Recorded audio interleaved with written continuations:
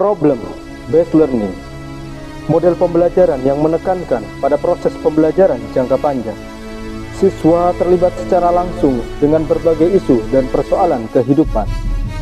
Pengajuan masalah berfokus pada keterkaitan antar disiplin ilmu, penyelidikan autentik, kolaborasi dan kerjasama merupakan karakteristik model PBL. Bagaimana implementasi problem based learning yang berbasis teknologi, berorientasi nilai agama, mengedepankan student center? Selamat pagi anak-anak. Assalamualaikum warahmatullahi wabarakatuh. Waalaikumsalam warahmatullahi wabarakatuh. SMK? Bisa. SMK? Hebat. Masih lemes. Saya kurang kompak, kurang serentak. SMK? Bisa. SMK? Hebat. Oke, semuanya terlihat cerah-cerah hari ini. Adakah yang tidak masuk hari ini? Lengkap, Pak. Iya, lengkap, tapi ada sesuatu yang berbeda. Saya lihat ada yang pakai pramuka, ada yang pakai baju khusus. Ini kenapa ini kok berbeda-beda ini? Karena Oke, Bhinneka Tunggal Ika ya. Jadi selamat kalian sudah menerima seragam baru.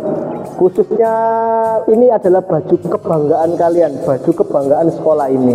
Untuk yang memakai pramuka, kalau besok sudah memperoleh baju khusus, dipakai karena kalian terlihat lebih cantik sekali. Oke, baik, marilah kita berdoa terlebih dahulu pada pagi hari ini agar apa yang kita pelajari ini dapat dimudahkan. Silahkan Ain dipimpin teman-teman yang untuk berdoa.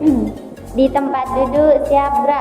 Sebelum kita melakukan pelajaran hari ini, marilah kita berdoa bersama-sama. Berdoa mulai. Bismillahirrahmanirrahim. Raditu billahi rabba wa bil islami dina wa bi Muhammadin nabiyya wa rasulah.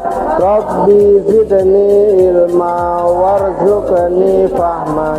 Amin ya rabbal. Semoga dengan doa ini memudahkan kita untuk memperoleh ilmu dan ilmu yang kita pelajari kelak dapat bermanfaat. Amin. Baik anak-anak sekalian, orang-orang hebat itu bukan orang yang selalu menentang Tuhan, menentang para pemimpin dan menentang orang tua. Orang yang hebat itu adalah mereka yang mampu patuh dan taat terhadap aturan agama, kemudian mentaati pemimpin, kemudian berbakti terhadap orang tua. Maksudnya apa, Pak? Mengapa saya mengatakan hal ini? Karena negara kita adalah salah satu negara yang latah akan informasi.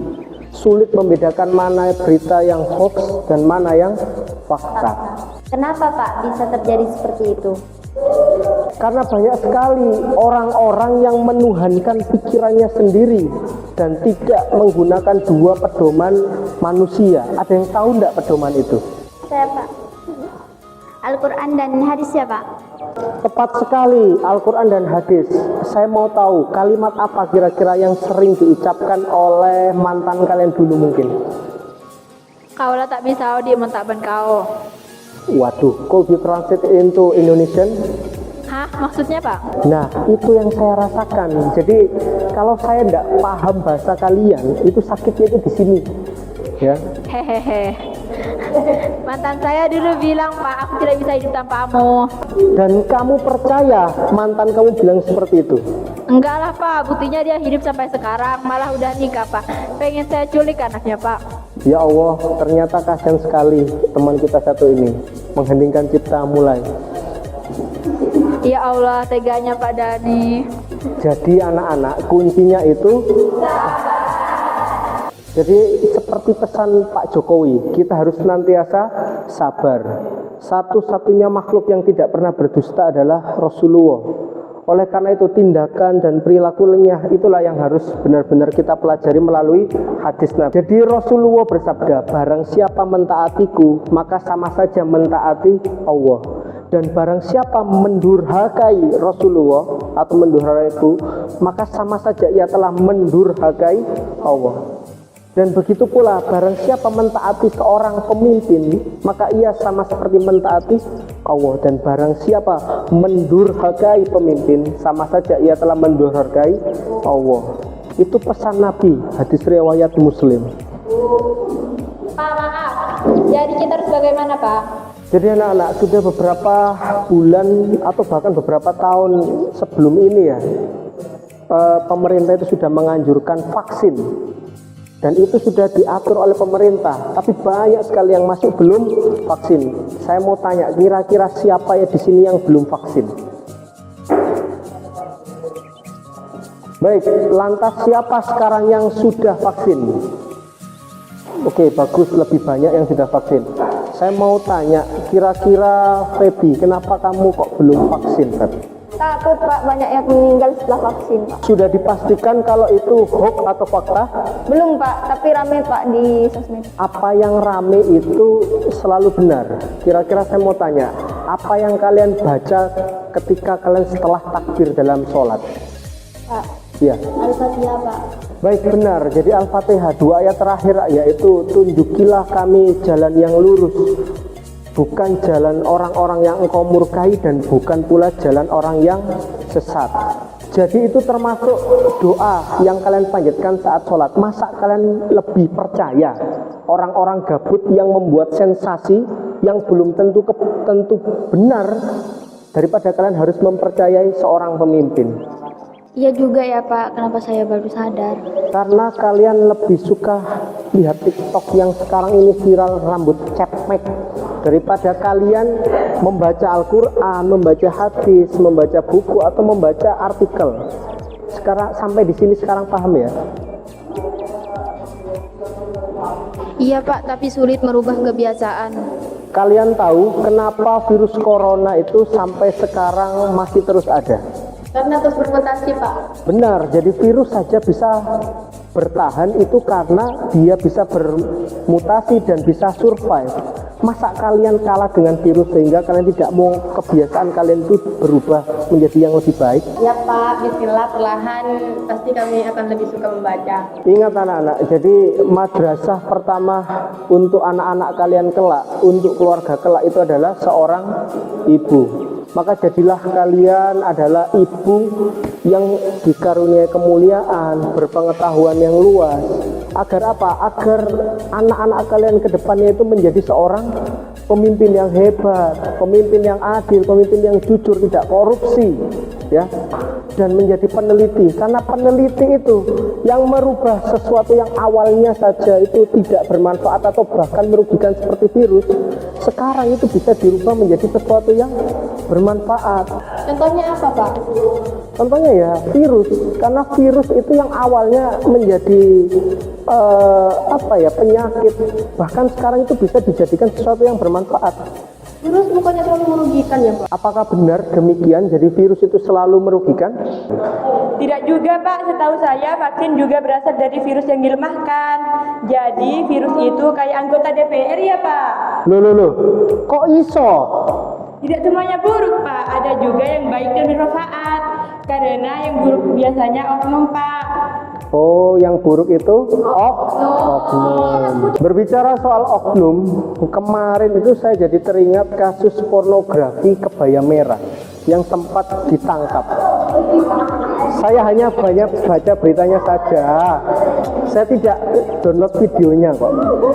Bukan videonya itu, video penangkapannya saya tidak download. Jadi maksud saya hubungan seksual itu dampaknya tidak hanya di dunia saja, tapi di akhirat kelak akan mendapatkan siksa. Kalian tahu enggak apa kira-kira dampak kalau orang itu sering berhubungan seksual? Ya. Penyakit gonore Pak. Bagus, tepat sekali. Mungkin ada lagi? Saya Pak. Iya, Nora? Sifilis Pak, Raja Singa. Oh, Raja Singa. Itu ya. Mungkin ada lagi yang ingin berpendapat? Saya Pak. Ya, Yuli. Kucilkan masyarakat. Dikucilkan? Masyarakat. Mungkin ada lagi? Ya? AIDS Pak. AIDS. Kira-kira AIDS itu penyebabnya apa? Virus HIV Pak. Virus HIV itu ditularkan melalui apa kira-kira? Orang yang suka jajan di luar Pak. Jajan di luar itu maksudnya apa? Ya itu Pak, yang suka gonta-ganti pasangan. Oh, yang suka gonta-ganti pasangan itu dinamakan jajan di luar ya. Mungkin ada lagi? Ya Pak, Ya. alat makan yang digunakan bersama Pak. Baik, semuanya sependapat kalau alat makan yang digunakan bersama bisa menularkan virus HIV? Ya, kita? Tidak Pak, setahu saya penularannya melalui darah dan cairan alat kelamin Pak. Cairan alat kelamin itu apa kira-kira ya? Cairan alat kelamin seperti cairan vagina dan sperma Pak. Oh, jadi cairan vagina dan sperma yang para penderita HIV itu bisa ditularkan. Bagaimana? Jadi kalian semua sepakat atau sependapat dengan pernyataannya kita? Iya, silakan. Iya Pak, seperti air liur, keringat, sentuhan, ciuman, atau gigitan nyamuk tidak menularkan virus. Jadi virus HIV itu tidak ditularkan melalui sentuhan, keringat, kemudian ciuman. Jadi tapi bukan berarti kalian boleh berciuman dengan siapapun loh ya.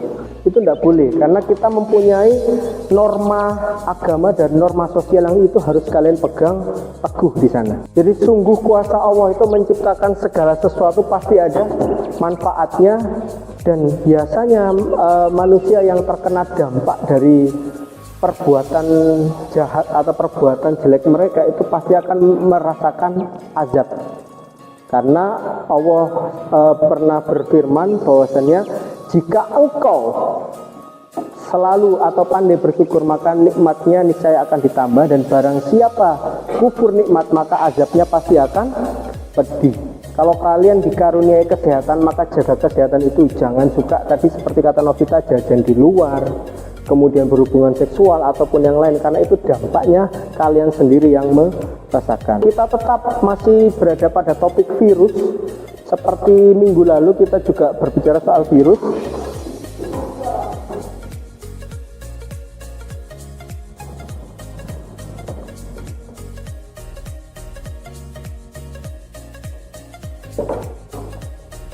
Jadi anak-anak, seperti yang saya ceritakan tadi bahwasannya vaksin itu salah satu program pemerintah ya. Kemudian ini adalah salah satu anak yang mungkin sedang disuntik oleh petugas kesehatan, yaitu divaksin. Selanjutnya ini adalah peranan virus yang merugikan, ada di tanaman, ada di hewan, bahkan ada di manusia. Jadi tujuan kita pada pagi hari ini yaitu yang pertama adalah menelaah peran virus dalam kehidupan dengan benar, kemudian menelaah upaya-upaya preventif penyebaran virus HIV dengan benar, dan membuat publikasi media kampanye dengan bahaya virus dengan tepat. Jadi pada pembelajaran hari ini kita akan mencapai 3 tujuan pembelajaran ini. Selanjutnya teknik penilaian yang dilakukan yaitu sikap. Teknik penilaiannya berupa observasi. Jadi nanti akan ada observasi sikap, selanjutnya nilai pengetahuan ada tes tulis. Nanti di akhir kita akan langsungkan tes tulis menggunakan aplikasi Quizzes. Selanjutnya di keterampilan kita akan melaksanakan observasi, yaitu penilaian saat kalian presentasi dan penilaian poster. Selanjutnya juga ada penilaian literasi sains. Jadi anak-anak, untuk artikel yang bisa kalian baca di depan ini adalah kasus tentang penyebaran HIV. Dinas Kesehatan Kota Bekasi mencatat 554 kasus HIV sepanjang Januari hingga Agustus tahun 2024. Artikel ini menunjukkan bahwa betapa banyaknya orang atau remaja yang terkena virus HIV, sebanyak 554 kasus HIV. Seperti yang dikutip Antara News Minggu pada bulan September kemarin tanggal 18 itu sebanyak 554 kasus HIV itu sepanjang tahun, 65 pada bulan Januari dan sisanya pada bulan-bulan yang lain. Berdasarkan data tersebut, warga di Bekasi didominasi usia 25 sampai 49 tahun. Artinya apa? Banyak remaja yang justru terkena banyak virus HIV, sebanyak 375 jiwa. Kemudian di rentan umur 20 sampai 24 itu ada 113. Artinya apa? Banyak usia produktif di sana yang justru malah terkena atau terserang virus HIV. Nah, kemudian ada juga berita lain, yaitu di Bandar Lampung mencatatkan sebanyak 6.000 warga Provinsi Lampung itu terinfeksi HIV atau AIDS. Kemudian dengan rincian 4.000 itu HIV dan 1.291-nya itu menderita AIDS. Kemudian ini pada tahun 2020 penderita HIV di Lampung sebanyak 611 orang, itu sebanyak 611 itu terserang HIV ya. Kemudian yang terinfeksi AIDS itu kurang lebih 126 orang. Jadi kita turut berduka di sini. Kenapa? Karena negara kita yang mayoritas negara Muslim justru malah banyak korban AIDS. Seperti yang kita ketahui tadi sudah dijelaskan oleh teman kalian, AIDS itu bisa penularannya melalui hubungan seksual ataupun jarum suntik ataupun ketika mereka itu melakukan hubungan yang tidak baik atau hubungan seksual di luar nikah. Nah, sekarang silahkan simak video berikut. Semoga ini menjadi pengetahuan untuk kalian bagaimana virus AIDS bisa ditularkan.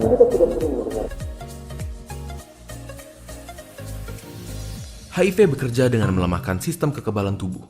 Virus ini bekerja perlahan dan sulit untuk mendeteksi gejala awalnya, dan hanya dapat diketahui dengan tes laboratorium pada tahap awalnya.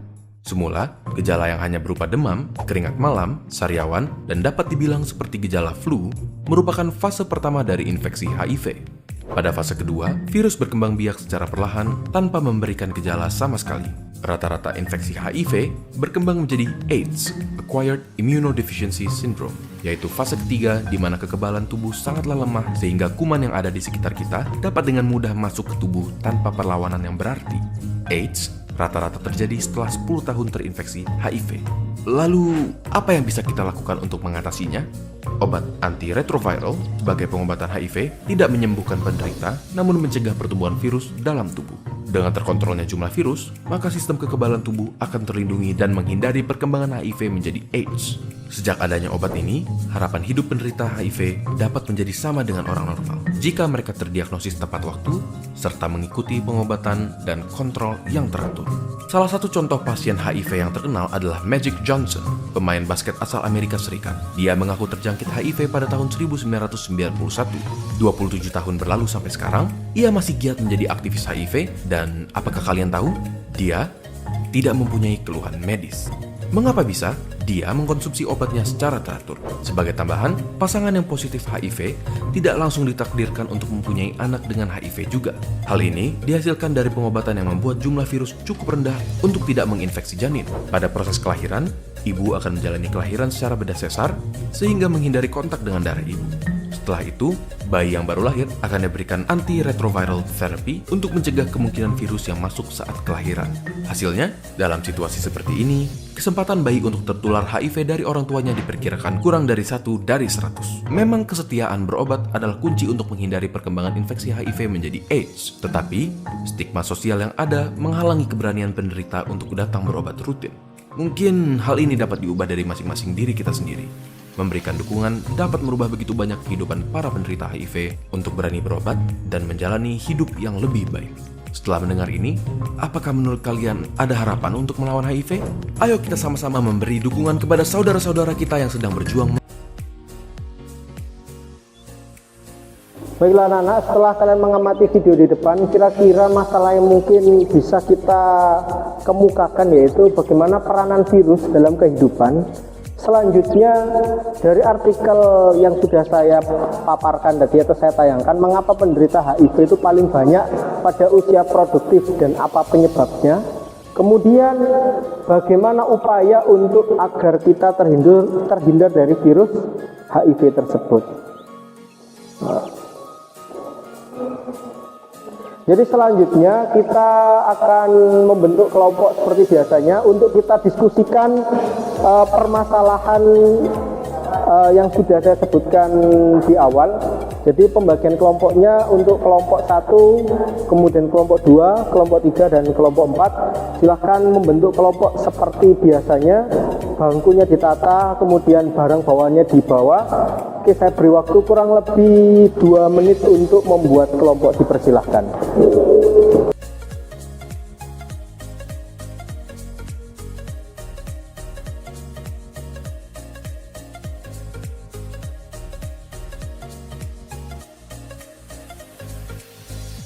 Baik anak-anak, saya akan membagikan LKPD untuk masing-masing kelompok.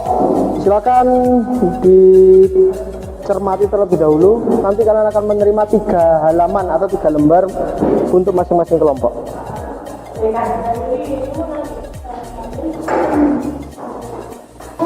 Baik, sekarang silakan diisi LKPD-nya sesuai instruksi atau petunjuk. Jangan lupa ditulis nama anggota, absen, dan kelas. Saya beri waktu kurang lebih 1 menit untuk memahami isi dari LKPD tersebut. Jika ada pertanyaan boleh ditanyakan ke saya sekarang.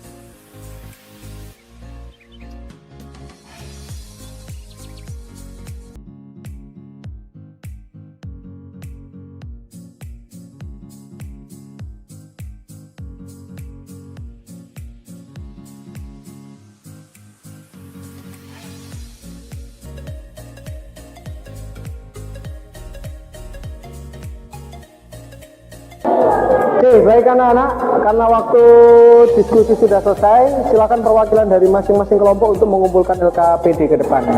Silakan. Terima kasih. Kelompok 4.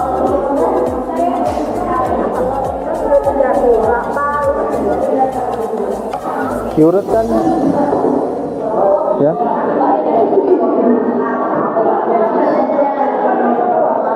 Terima kasih.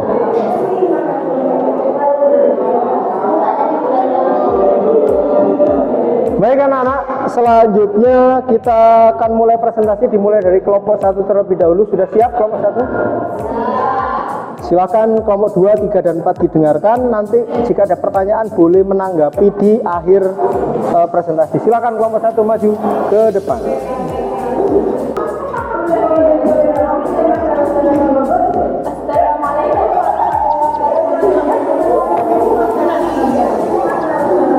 Oke, kelompok 2.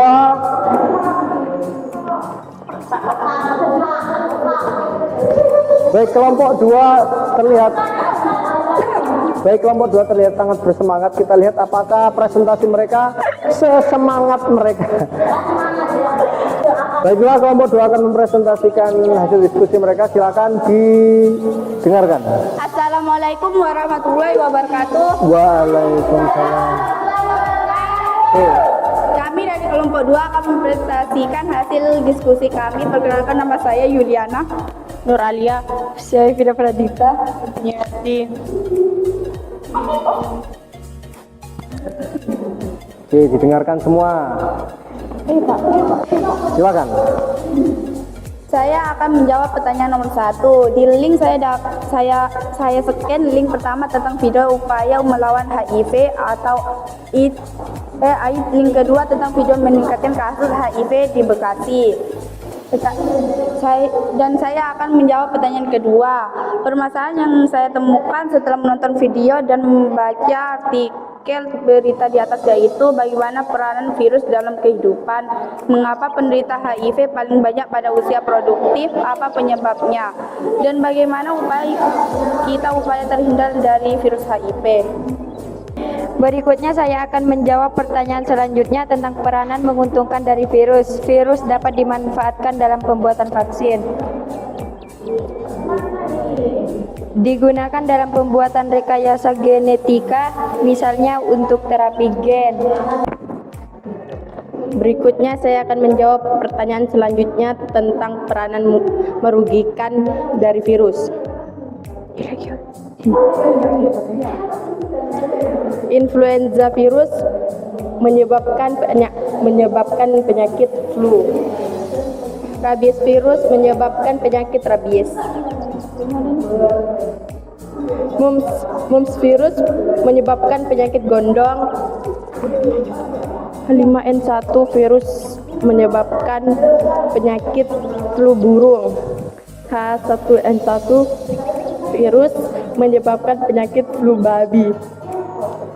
Bagaimana proses sebuah vaksin dibuat dan bagaimana cara kerja dari vaksin sehingga berguna bagi tubuh kita? Pembuatan vaksin protein selubung virus dapat digunakan sebagai protein khusus yang akan memacu terbentuknya respon kekebalan tubuh untuk melawan suatu penyakit. Remaja itu banyak terserang HIV karena sering bergonta-ganti pasangan. Oke, terima kasih. Mungkin ada kelompok lain yang ingin bertanya atau menanggapi. Apa yang kalian lakukan jika tetangga kalian mengidap virus HIV? Pertanyaannya, apa yang kalian lakukan jika tetangga kalian itu mengidap virus HIV? Gimana coba? Tentunya kita tidak boleh serta menjauhi beliau karena penularan hanya melalui darah dan cairan kelamin. Oke, jadi kalau kata kelompok 2, kita tidak boleh menjauhi tetangga kita yang mengidap HIV karena penularannya itu hanya melalui darah dan cairan alat kelamin. Selama dia tidak memercikkan darahnya atau darahnya itu masuk ke tubuh kalian, itu aman. Dan jangan juga berhubungan. Nah, tahu ya. Oke, terima kasih untuk kelompok 2. Silakan tepuk tangan untuk kelompok 2. Gimana? Sudah puas kelompok 3? Silahkan diakhiri. Sekian dari kami. Wassalamualaikum warahmatullahi wabarakatuh. Waalaikumsalam. Terima kasih untuk kelompok 2. Oke, karena waktu presentasi sudah berakhir, sekarang silahkan dalam hitungan ke-10 semuanya sudah kembali. 1, 2, 3, 4, 5, 5.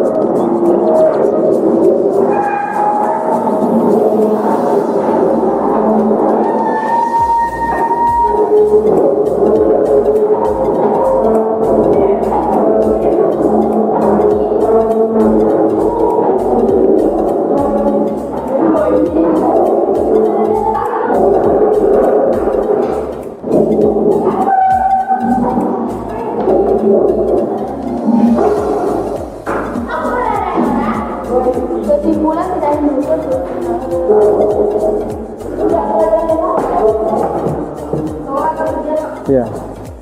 Jadi baik anak-anak, terima kasih kalian sudah presentasi tentang peranan dan kemudian pencegahan bagaimana agar kita tidak tertular virus HIV. Tepuk tangan untuk kalian semua, kalian semuanya hebat. Oke, dari kelompok 1, 2, 3, dan 4 semua presentasinya sangat baik. Hanya saja di sini saya perlu memberikan beberapa penguatan agar kalian bisa lebih paham terhadap materi kita. Jadi virus itu mempunyai peran positif dan negatif. Artinya positif itu dapat dimanfaatkan dengan baik. Contohnya pembuatan vaksin protein, kemudian rekayasa genetika, kemudian perangkat elektronik itu jadi bisa untuk menyimpan listrik, yaitu menggunakan kapasitor itu. Kemudian ada pemberantasan hama dan kemudian memproduksi internet. Selanjutnya perangkat negatif juga sangat banyak, seperti kalau di TMP itu ada di tanaman, kemudian ada virus tunggal di padi, dan yang baru-baru ini ada virus corona yang menyebabkan jutaan warga di bumi meninggal. Kemarin katanya Susan pernah kena itu.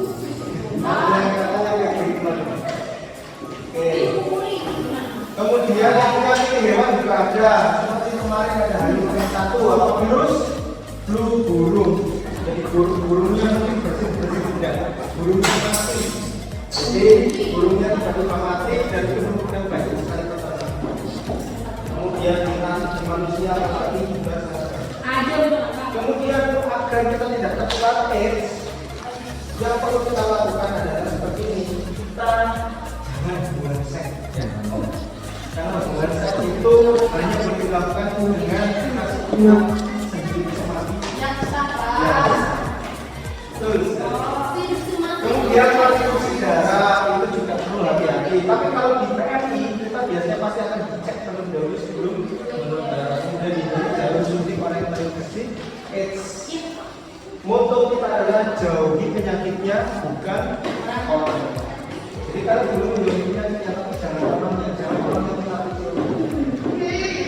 Baik anak-anak sekalian, karena kalian sudah melakukan presentasi dari kelompok 1, 2, 3, dan 4, maka gilirannya sekarang adalah melakukan evaluasi untuk mengukur sejauh mana kalian memahami materi pada pagi hari ini. Jadi sekarang siapkan HP kalian.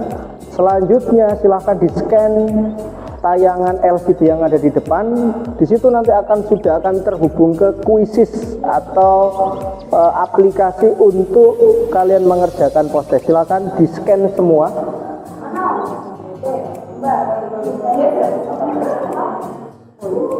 Silakan di-scan.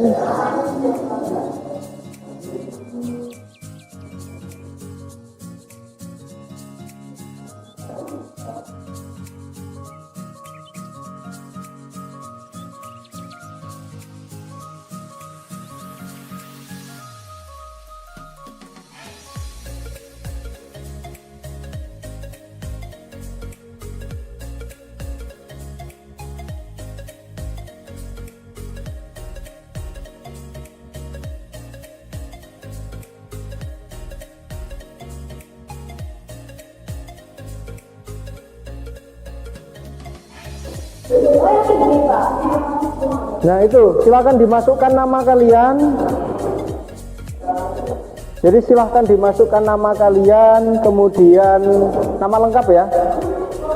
Kemudian silahkan langsung dikerjakan tesnya.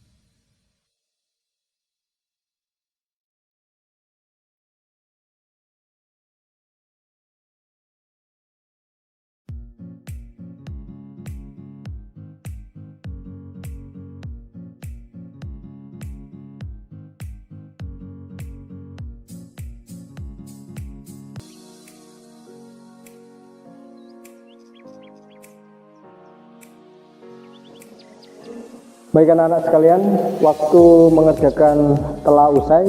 Silahkan di submit atau di finish semua agar jawaban kalian dapat terekam oleh aplikasi tersebut. Jadi berdasarkan soal yang sudah kalian kerjakan ini, nanti kalian akan diremedi sesuai dengan tingkat keparahannya. Jadi untuk kriteria keparahan nanti akan saya share di grup WA. Jadi untuk yang nilainya sangat rendah maka harus melakukan pengajaran ulang.